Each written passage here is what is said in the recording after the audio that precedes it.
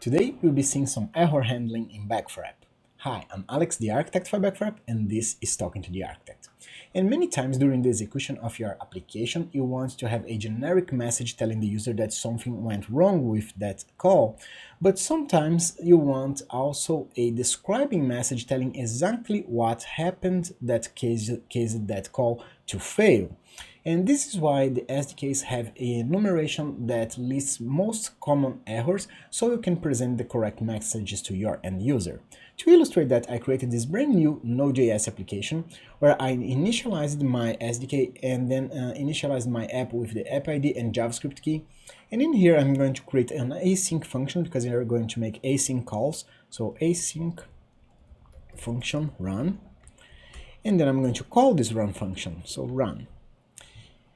And in here, I'm going to write a query and try to retrieve an object that just does not exist, so I can show you exactly how to proceed to present that specific message to your end users. So we're going to start by typing const query equals new parse.query, and then specifying my class. I'm going to call this class author. And then I'm going to try to retrieve a specific object from inside this query. So query.get, then specify an object ID that I know that it doesn't exist, so ABCDEF, and then I'm going to pass the results that I'm going to arrow function to my code. Or I can then catch the failed operations to an error that I'm going to also arrow function to another code. So if I retrieve this object that I know that doesn't exist, I'm just going to console log success. So I'm sure it won't hit this block, but I'll leave some code there in anyway. And oops.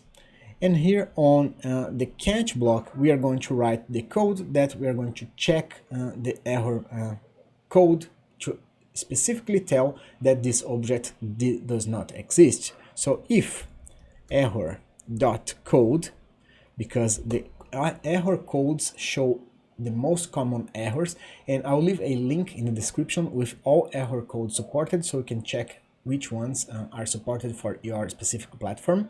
So equals parse.error.object not found. So if this is the error, we're going to console log object not found. If I have another error, console log other error. And I'm going to open a terminal and run this code, so node index.js. As you can see, the error was very specific, telling the object wasn't found, so I know exactly what happened and how to proceed in that situation. And we have many other error codes that you can use to treat specificities inside your own application, so you can present beautiful and specific messages to your end users instead of generic messages that doesn't help anyone. So if you found this content helpful, please click the like button and consider subscribing to the channel so you can help us grow. Also, share this link with a friend and they can learn something too. If you're already subscribed, thank you for that. And if you have any questions, suggestions, or any implementation you would like to see, please leave it on the comment section down below. We always answer all the questions. And please remember there is a link in the description of this video where I'll list all the error codes.